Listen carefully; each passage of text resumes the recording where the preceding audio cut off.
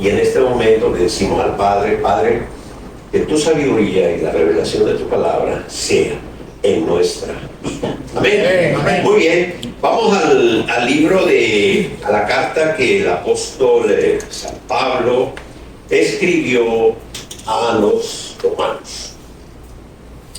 La carta que es un fundamento, toda la palabra de Dios lo es, toda la palabra de Dios, pero en el área, vamos a decirlo así, ¿sí?, de lo que es la justicia, la justificación en Cristo Jesús, pues esta carta se enfoca en ello, ¿sí?, en enseñarnos estos principios de nuestra fe. Dice la palabra del Señor así. Recuerden que yo uso la Biblia textual, ¿sí?, la versión de la Biblia textual, y hoy voy a darles algunas indicaciones o algunas referencias respecto a esta traducción. Romanos 8:1. Ahora pues, ninguna condenación hay para los que están en Cristo Jesús. Hasta aquí, en la Biblia textual está el versículo número 1.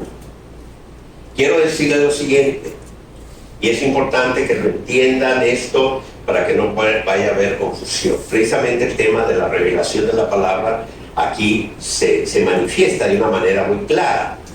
Quiero que me pongan el versículo 4, por favor, de este mismo capítulo. Dice, en el versículo 4 dice: para que la justicia de la ley se cumpliese en nosotros, que no andamos conforme a la carne, sino conforme al Espíritu. Esta parte, ¿sí?, es la que en la Biblia Reina Valera u otras traducciones más antiguas aparece en el versículo 1. Regresa al versículo 1. Quiero decirles lo siguiente. Esto, a lo largo de los años ha habido algunos errores humanos de las traducciones, interpretaciones, pero que gracias a la obra del Espíritu Santo se han ido de alguna manera corrigiendo las diferentes traducciones que hay. Quiero que pongan atención aquí. Ahora pues, ninguna condenación hay. Esta es una afirmación. ¿Estamos de acuerdo?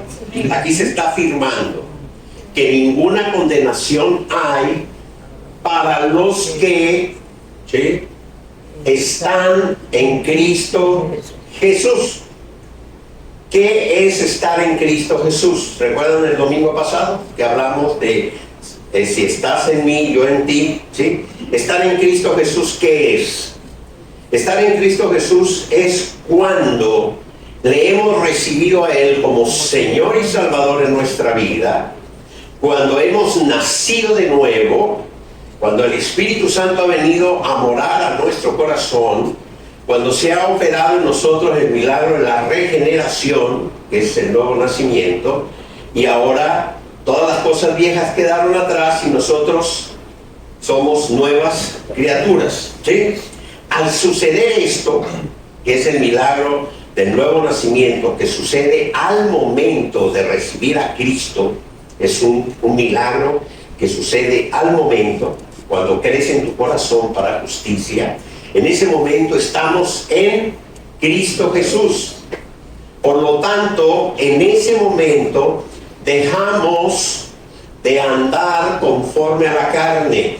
No estamos hablando de esta carnita, algunos más abundante que otros. No, esta carne es corruptible, ¿sí? Está hablando del concepto de la mente, ¿sí?, regida por el Espíritu. Naturaleza. Cuando el Espíritu no tiene a Cristo, el Espíritu está como muerto, ¿sí? Entonces hay una naturaleza, la naturaleza humana, que fue contaminada por el pecado.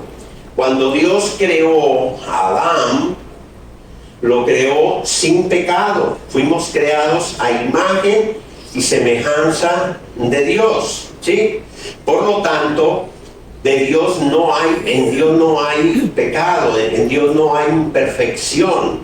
Adán fue creado a imagen y semejanza de Dios, ¿sí?, que es santo. La palabra dice santo, santo, santo. No porque haya una, ¿sí?, de que unos somos santos, otros son santo, santo y Dios es santo, santo. No, es una forma literaria que en el hebreo, ¿sí?, se usaba para reforzar, ¿sí?, un concepto de algo. Repetirlo 3 veces era como decir, esto es así, ¿sí? Por ejemplo, hemos escuchado al Señor que dice, en verdad te digo, ¿sí? Ese tipo de forma literaria es para reforzar este concepto. Dios es santo, y Dios, al ser santo, todo lo que de Él emana, ¿sí?, es libre de pecado. No hay pecado en Dios. Por lo tanto, Adán, ¿sí?, varón y hembra, creados por Dios, fueron creados sin pecado, absolutamente, ¿sí? Pero la naturaleza fue contaminada. Esa naturaleza sin pecado fue contaminada por una simiente. Una simiente es una semilla, ¿no? Una semilla de pecado que entró a ellos, pues porque ya sabemos quién fue Satanás, que los convenció, ¿sí?, de que si desobedecían a Dios serían como Dios, ¿sí? Ya Dios los había instruido a ellos en que debían de obedecer, el por qué tenían, ya les había enseñado el por qué tenían que obedecer, ¿sí? Ya Dios les había dicho, todo lo que está aquí es para ustedes, pero esta área, esta no les pertenece. Tienen que aprender a respetar lo que no es de ustedes, ¿sí? Esto me pertenece a mí, no puedes hacer uso de ello. Y Satanás dicen que los engañó, los convenció, ¿sí?, los convenció de que si ellos desobedecían, serían como Dios. Y sembró esa simiente de pecado en ellos, y allí la naturaleza que había sido creada a imagen y semejanza de Dios, esto es sin pecado, fue contaminada, y al contaminarse por el pecado, que vino la muerte, la ley del pecado y de la muerte. Así es de que cuando tú recibes a Cristo, al recibir nosotros a Cristo en nuestro corazón, somos liberados de la ley del pecado y de la muerte.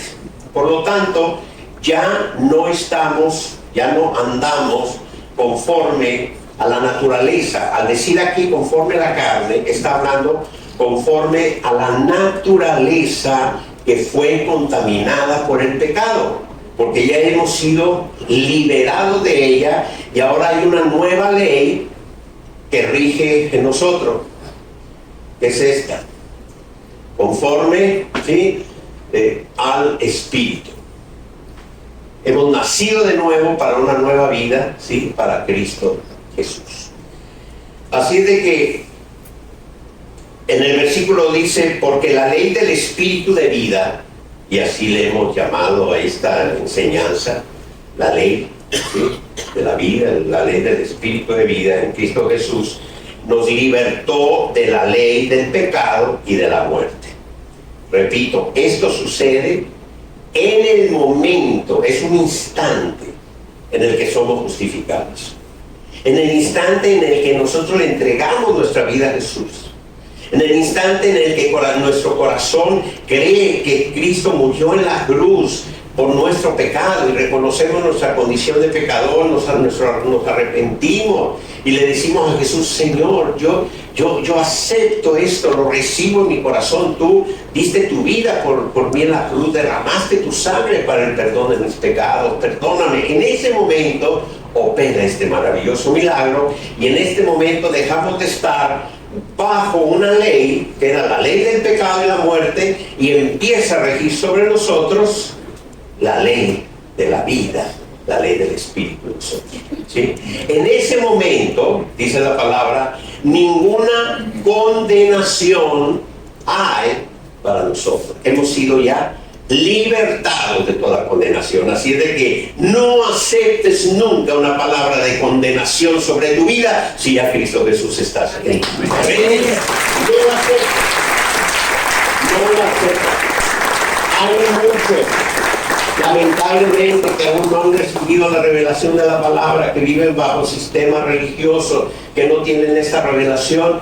que bueno, les encanta andar condenando, se vuelven jueces ellos mismos y bajo sus propios criterios andan dando palabras de condenación, ¿sí? La palabra de Dios te lo dice claro: si tú estás en Cristo Jesús, ninguna condenación hay sobre ti. Amén. Amén. Y esto es maravilloso.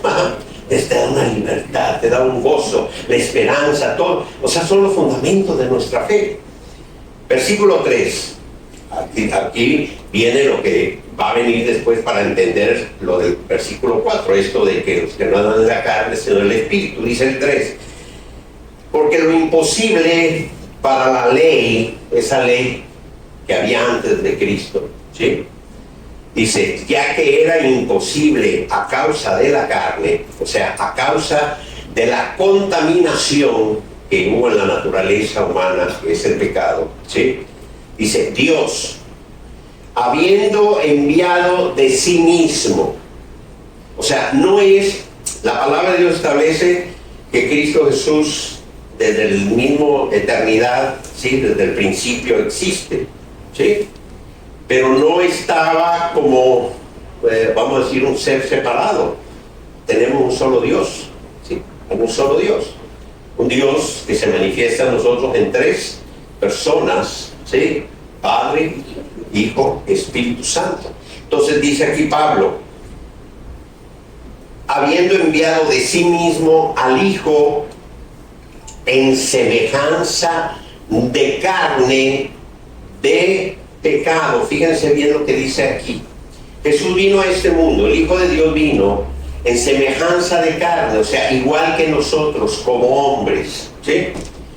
Esto lo que nos indica es que Jesús, al dejar su divinidad, Dios mismo, dice, de sí mismo envió a su Hijo, dejó su divinidad, vino a este mundo y vino en semejanza de hombre como nosotros. En semejanza de hombre de pecado, sin pecado. Semejanza, ¿sí? Carne, pero sin pecado. Vino a esto.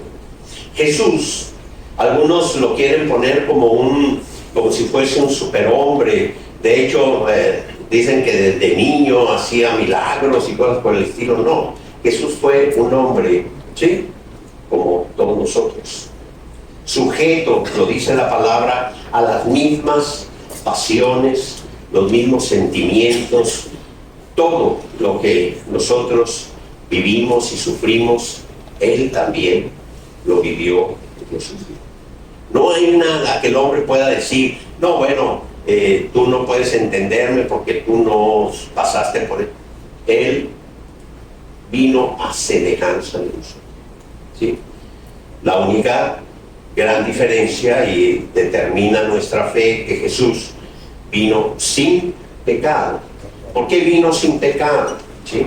Porque era necesario que uno, igual que el primer Adán. ¿Cómo vino el primer Adán al mundo? Sin pecado. Era necesario que uno, como el primer Adán, ¿sí?, pagase o llevase a cabo el acto de justicia que había establecido Dios para redimirnos, para pagar por nuestro pecado. Así es de que en semejanza de hombre, dice la palabra, ¿sí?, en esta semejanza de carne, de pecado, dice, y a causa del pecado, dice, y por el pecado. O sea, ¿por qué tuvo que venir Jesús a morir en la cruz? ¿Por qué tuvo que venir Él como Dios, dejando su divinidad y venir como hombre al mundo? Por el pecado. Si Adán no hubiese cometido pecado, si Adán no se hubiese contaminado del pecado, ¿sí?, no era necesario que Jesús viniese a este mundo, ¿sí?, a morir por nosotros, porque no había juicio alguno. Entonces, por causa del pecado es que Jesús tiene que venir a este mundo, ¿sí? Dice, y por el pecado, dice, condenó al pecado en la carne. O sea, Él mismo, en semejanza nuestra, por culpa del pecado, vino sin pecado y no cometió pecado alguno. Hasta el momento que llega a la cruz, en el momento en que Él es subido a la cruz, en ese momento se depositó sobre sus hombros el pecado del mundo y ahí pagó por él. ¿Sí? Por eso él exclamó y levantó sus ojos al Padre y le dijo: Padre, ¿por qué me has abandonado? No es que Dios lo haya abandonado, lo que pasa es que el Padre no puede ver el pecado.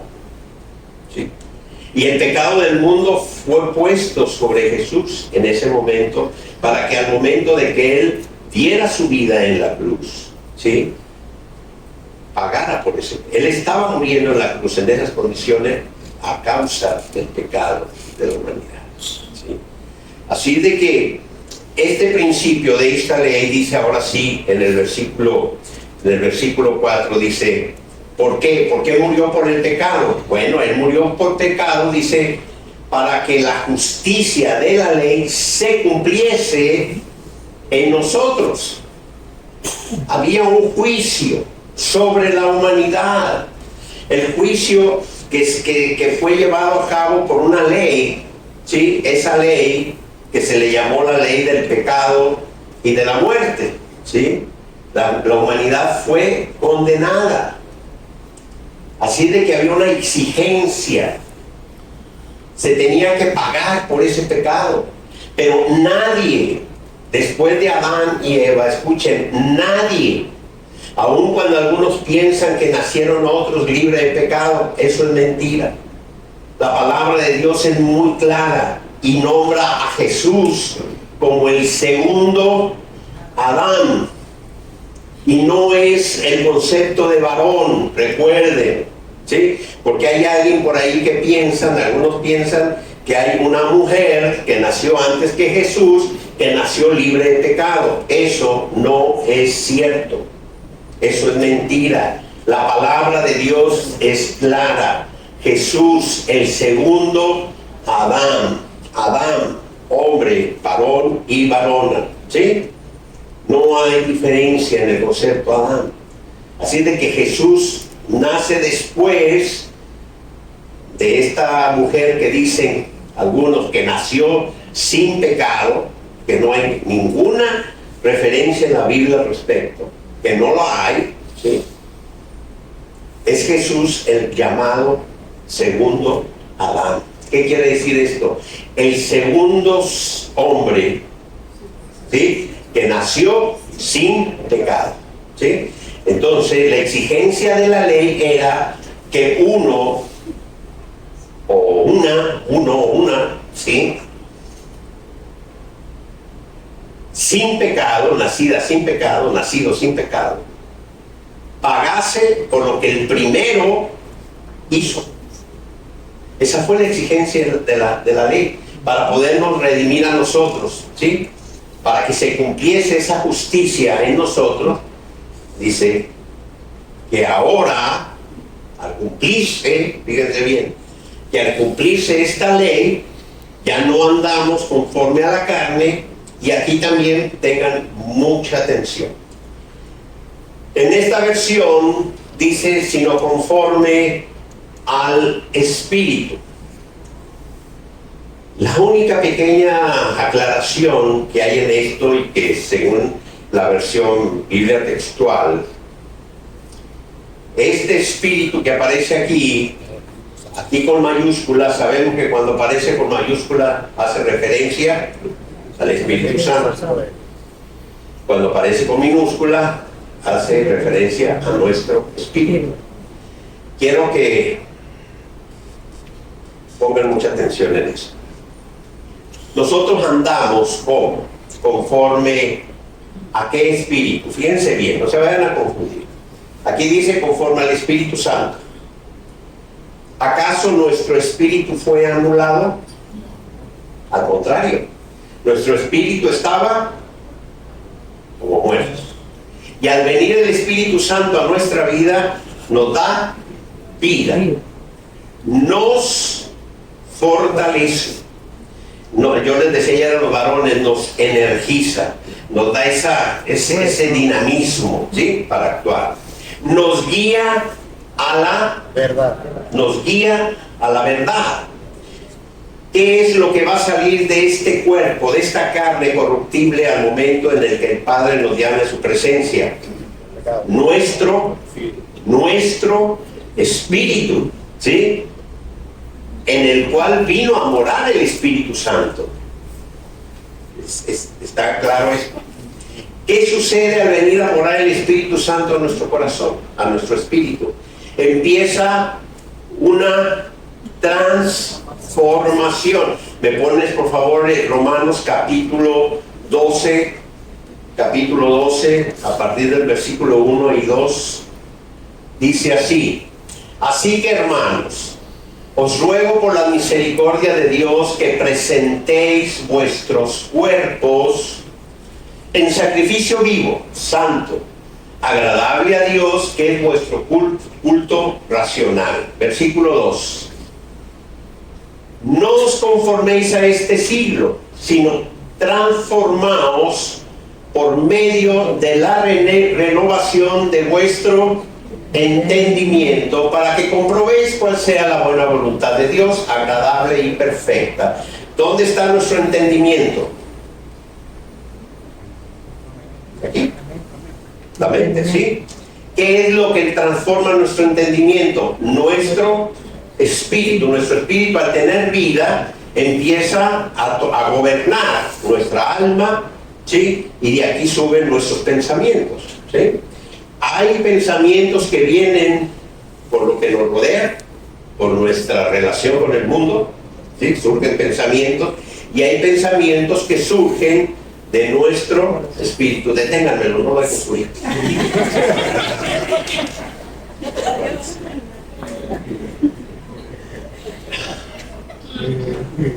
¿Está claro esto? Amén. Hay pensamientos que surgen por lo que hay alrededor nuestro, y hay pensamientos que surgen de nuestro corazón. Entonces, andar en la carne, ¿qué significa?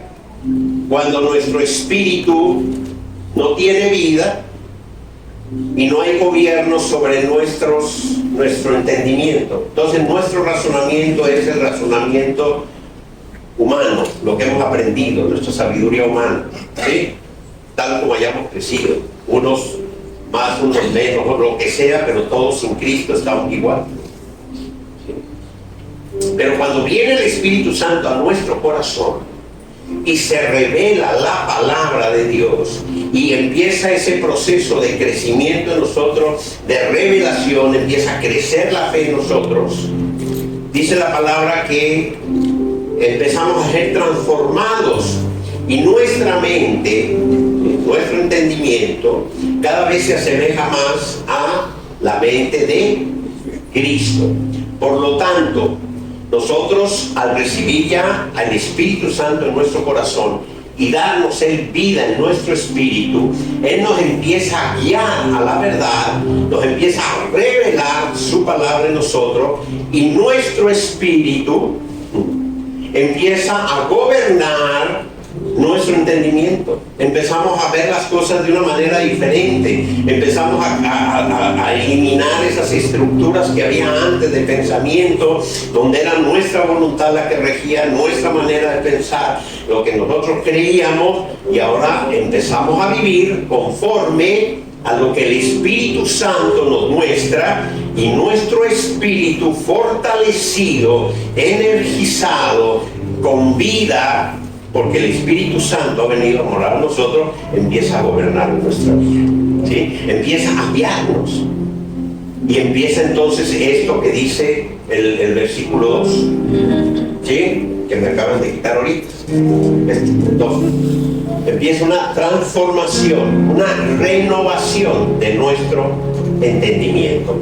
Regresa al versículo 1, por favor, ya que estamos aquí. Fíjense bien. Quiero aprovechar esto para que vean una de las causas, algo de lo que se genera cuando la revelación de la palabra no se ha hecho viva en nosotros, cuando no entendemos lo que es la revelación, lo que es la palabra de Dios en nosotros. Fíjense lo que dice aquí: que presentéis vuestros cuerpos en sacrificio vivo y santo. Ustedes saben que la palabra de Dios establece que Dios ya no habita en templos hechos por manos de hombres. ¿Sí? ¿Eso lo saben? Sí, para no decirles el capítulo ni el versículo. Saben que Dios ya no habita en templos hechos por manos de hombres. ¿Están claros? Saben que ya no hay altares para sacrificio. El único y el último sacrificio necesario para alcanzar justificación o perdón de nuestros pecados se llevó a cabo en la cruz del Calvario.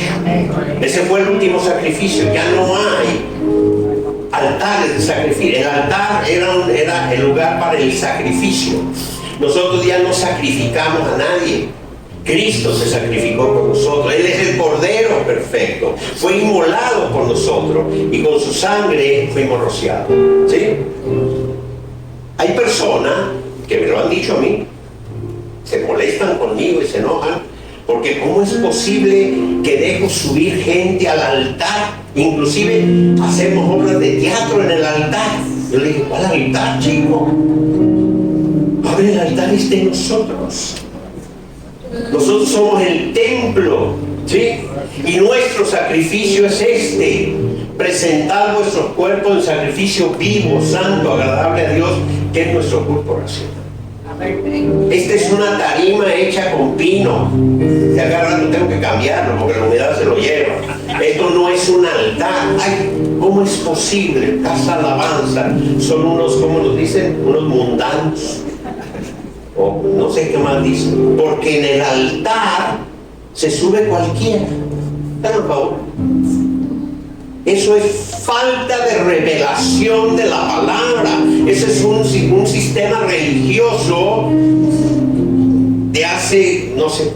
Pero es que está escrito en la palabra. Sí, en la palabra está escrito en el Antiguo Testamento que los altares eran lugares de sacrificio para tratar de buscar la justicia de Dios. Pero un día, hace 2000 años, en una cruz subió el Cordero perfecto que fue inmolado.